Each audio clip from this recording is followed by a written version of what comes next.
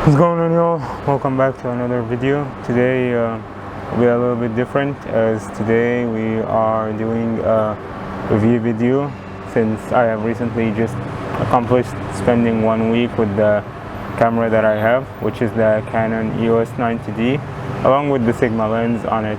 So today we'll be discussing what my favorite parts are, what the modes that are in the camera, and we will also be discussing the features that this camera contains, and we will also finally be discussing the what do you call it? Let me check. We'll also be discussing the frame rates that exist and who exactly is this camera for. So as you can tell, I have my script here. This is the script that I have wrote for this video. So without further ado, let's get into this video. So in the first thing that you will notice that this camera actually comes with approximately 8 or 9 modes. Let me just check one more time. Yeah, the camera comes with 9 different modes, to be clear. So the first mode that exists is the Scene Intelligent Auto, which is the one which we are using right now to actually make this video. This mode, the Scene Intelligent Auto, is basically the camera deciding what's best for the scene and adjusting the settings accordingly. If you are a complete beginner to photography and cinematography, then this mode is ideal for you. And then next up we do have what we call, next up we have something known as the Program AE, where the shutter speed and aperture are automatically set, and you get to set the ISO of the camera. The third mode that comes with the camera is the manual shutter speed for moving objects, which is the TV on the mode selector. Basically what this means is that when you have some shutter speed over here, because you can adjust your shutter speed in this TV mode, so the higher the shutter speed that you have, then the more likely that something will be frozen in the image, and in consequence of all of that, you have more control and a higher chance of getting a shot of something which is moving to actually look like it's frozen. So if someone is moving really fast, then you can make them look frozen, and etc, etc. It's a really cool little trick over there. And next up, after this mode, which if I have forgotten to mention, this mode actually reduces the light. So what do I mean by reduce the light is that you will need to increase the ISO if you want to make up for the loss of the light, which is in consequence of the mode of this camera, and it's beneficial for different people and harmful for others. Next mode that we have is the aperture adjusting, which basically means that you get to choose the aperture. So a wide aperture camera, like a wide aperture lens, I mean, like the Sigma 1835, which I'm using to record this video, basically means that you'll be able to grasp more light and recording will be done. And believe it or not, right now it is much darker than what it looks like on video. So that's one way to actually say that, hey, we have some really amazing aperture on this lens, for which I'm grateful that I have waited before I've actually made the decision to get this lens. After that, we have the manual exposure. This one is unique because you get to choose your shutter speed, you get to choose your ISO, and you get to choose your aperture. So basically, if you're a very professional photographer, then this mode is perfect for you. Next up, number 6 on the list, we do have the bulb. And this one is unique because depending on how long you hold your camera shutter, exposure will be modified. So the longer you actually hold the shutter button, the longer the exposure. The shorter you hold the shutter button, the shorter the exposure. Number 7 on the list that we have over here is the creative filters. Now basically there are a lot of filters over here, but some of them which I have actually highlighted myself and found to be interesting were the shutter speed and aperture. No, that's not a creative filter. The black and white, basically if you want to take black and white images, then this is a really good filter. Soft focus, fisheye effect, water painting, etc. These are just for creating camera scenes, so I would say that this actually is pretty decent if you really want to have some fun with your camera. And then comes SCN, which is the special scenes. Now if you're taking portraits at night like we do here sometimes, then yeah, this will be pretty good for you. And if you're taking portrait as well within the daytime, then the special scene will also be very useful. If you're taking a group photo, landscape, sports, then yeah, the special scene will also have some templates for that and a whole lot more. Now next up, let's actually come to the physical options that this camera comes with. So with all of the mirrorless cameras coming up nowadays and all of the amazing stuff that you see on camera and all of this yada yada yada that you see with the mirrorless cameras and high-end DSLRs, this one does not have as many autofocus points as their mirror equivalents, which can have thousands or hundreds of focus points. This one only has 45. But this one also has something which makes it unique, and which is why I've chosen a DSLR over a mirrorless. The battery life on this camera is actually 1,300 shots, which basically means that if you have 1,300 shots to go before your battery ends, then this is gonna be pretty decent. That's about like 3/4 of a day worth of shooting. Apologies about that, but people are passing and it's getting really awkward for me. Anyway, let's get back to our topic. So yeah, you have 1,300 shots worth of battery life, which means that it's really good for about 3/4 of a day. So if you have a real long day, then one battery should be almost enough for you, maybe 2 batteries at a worst case scenario. Then we also have the built-in flash of the camera, which for some reason doesn't work on my video, but it works perfectly fine on my photography. Maybe that's how they set it up, I don't know.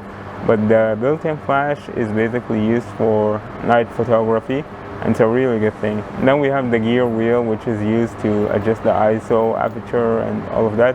These are the physical options that come on the camera. Then we have the drive modes. For drive modes, there are actually a few of them that come on this camera.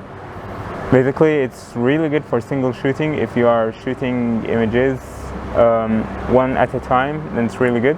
And then there's continuous shooting, which is also integrated in some of the modes which we have mentioned earlier, from special scenes and all of that. So basically, for continuous shooting, what this basically means is that it will take approximately 10 or 11 frames a second. So all you have to do is just hit the shutter button and it will take 10 or 11 images per second continuously. It's incredibly useful for wildlife, sports photography, or anything that moves incredibly fast and you just want to catch it. Should you not be having enough with what do you call the ISO, with the shutter speed. If the shutter speed is not enough, then this one's going to be really amazing for you. And then we have timers, 2 seconds, 10 seconds, and variable timers. So for 2 seconds, basically the camera will wait 2 seconds before it takes a picture. For 10 seconds, the camera will wait for 10 seconds before it takes the picture. And for variable, you can set whatever time between 2 or 10 seconds before the camera takes a picture. It's incredibly good if you want to take your own selfies or you just want to have some fun. You're really going to enjoy this. And then comes 2 types of physical hardware autofocus. The servo, which is the servo motor within your lens, or the one-shot. Basically, you just want to take a picture. The one-shot autofocus will be good for you.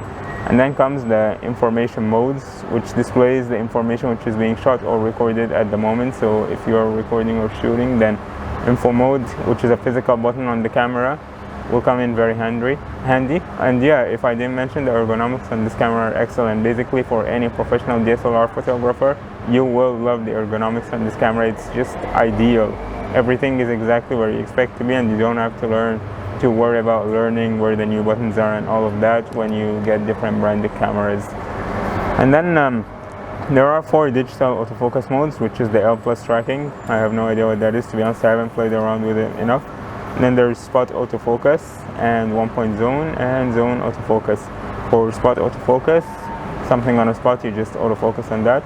1-point autofocus, basically something that you just click on it once and you're gonna get that. And then comes zone autofocus. So for zone autofocus, basically what this means is that you just carry out a specific zone and you will autofocus on that. It's a really neat trick, different purposes, but for me personally, I don't think that the zone autofocus is that useful. At least that's what I think. And unfortunately, here comes the bad part. This camera only has 1 memory card slot, which basically means that if you do have more than 1 memory card, then you're going to have to integrate them to one, because this one doesn't have 2 memory slots. Unlike the Canon EOS R5, R6, and all the high-end mirrorless, no, this one only has 1 slot. So there's that one little problem that you will have to deal with.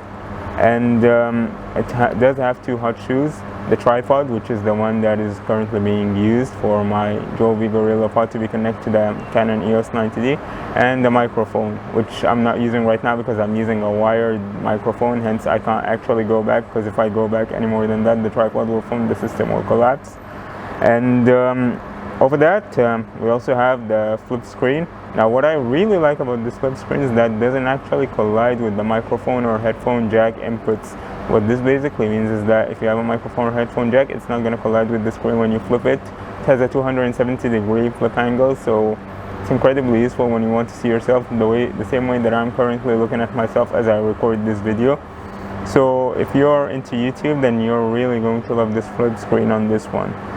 And then comes all of the other ports that come into this camera. Apart from the microphone headphone jack, you have an audio recorder if you want to use an external audio recorder like how I'm doing right now. And there's also the USB-C cable, which is incredibly useful, especially if you want to download like CineStyle by Technicolor for the colors of your camera. Then you will need the USB-C cable. And then there's the HDMI input if you want to connect your camera to your television or whatsoever. And if I haven't mentioned it yet, also there is the Wi-Fi/Bluetooth connection options. Basically, you can connect your camera to your phone or to your computer with just the Wi-Fi or Bluetooth. You don't need a wire in order to be able to do so. Not sure about the previous versions, but for this one I actually like this option. Now comes the video mode. What can you expect out of that?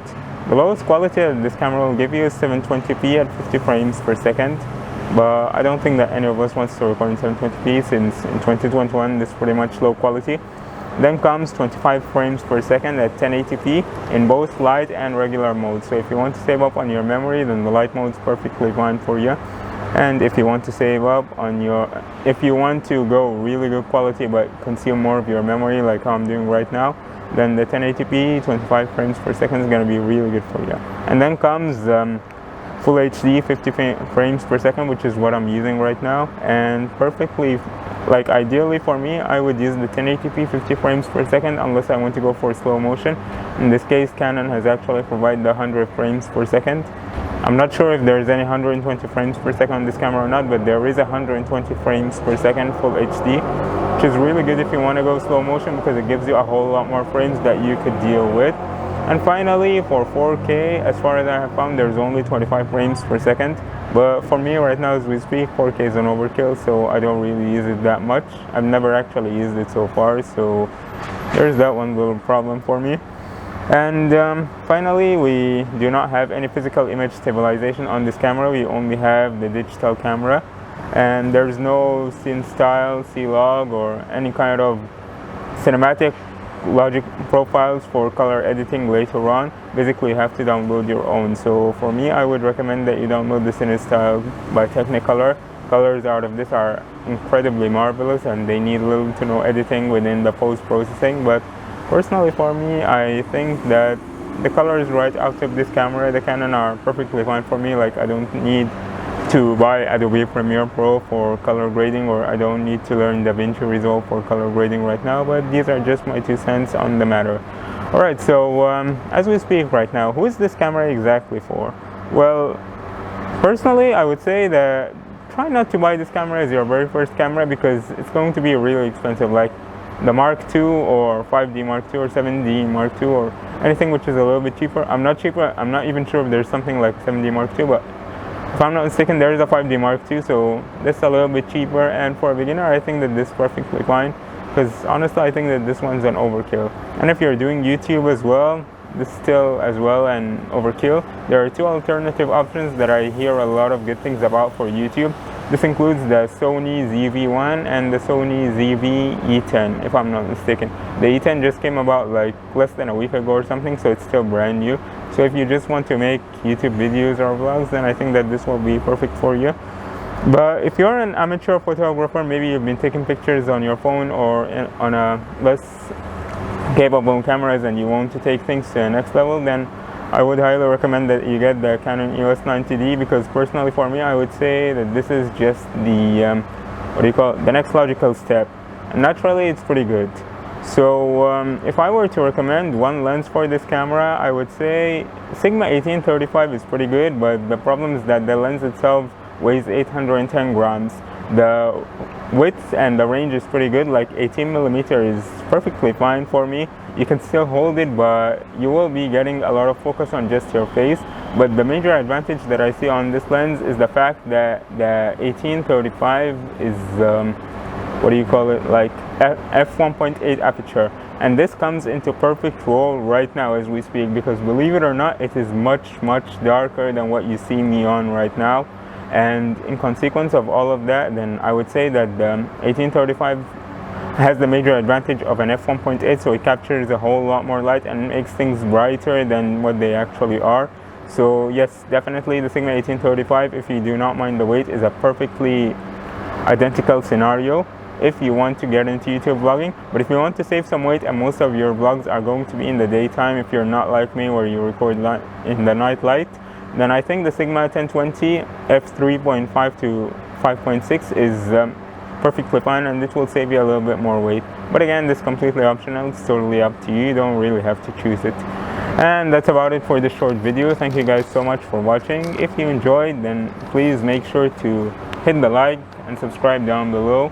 And yeah, without further ado, I'll see you guys in the next video. Peace out.